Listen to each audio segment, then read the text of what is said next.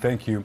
Joining us now is Virginia Congressman Bobby Scott, whose district includes the neighborhood where the shooting happened. Congressman, thanks for being with us. First, I just want your reaction to this happening in your community, in your neighborhood. Well, this happens all too often, and our thoughts are with the victims.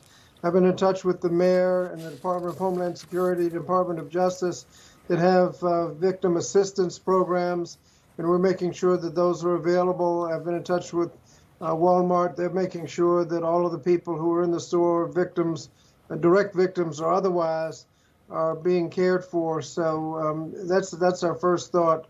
But Virginia has been subject to many of these kinds of incidents, going back to Virginia Tech.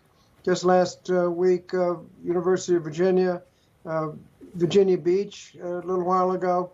It just happens all too often. There's something unique about the United States, but these kinds of things, you just mentioned over 600 mass shootings just this year.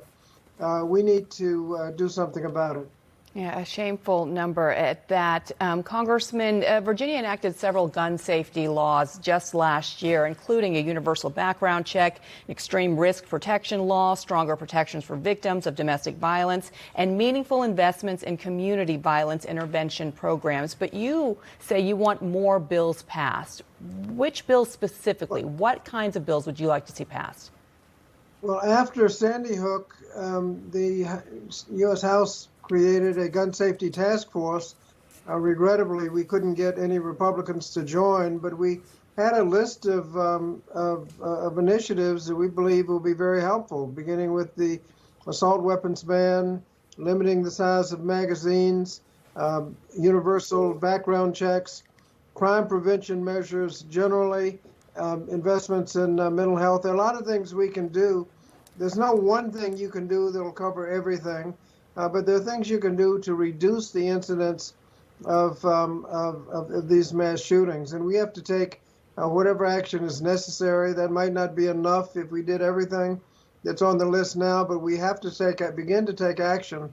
The U.S. House passed, Congress passed, the President signed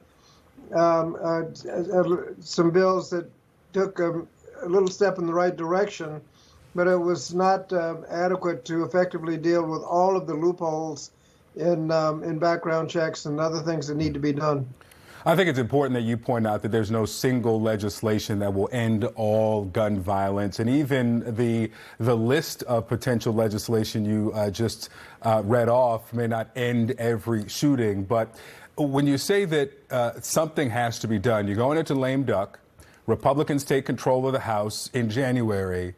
Is it realistic that anything more than was already passed after Uvalde and Buffalo will get passed on the federal level?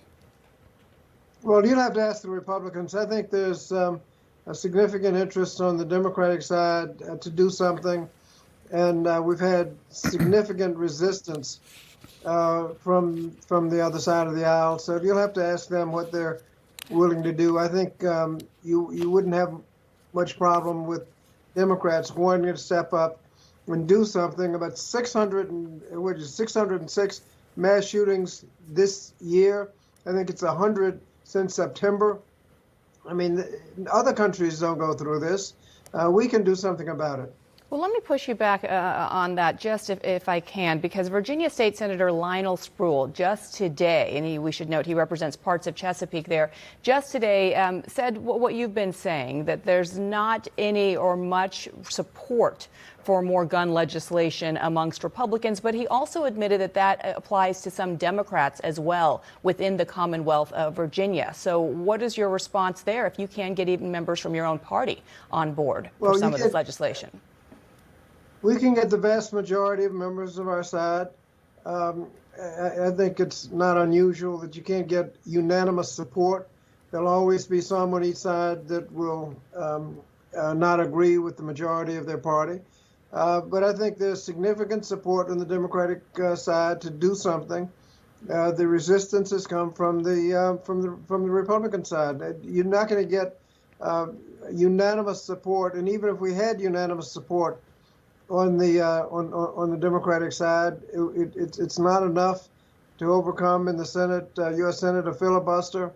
But to suggest that there are one or two Democrats that aren't supportive when virtually all of the Republicans are opposed, to say it's you can't find where the problem is, you know where the problem is. Yeah.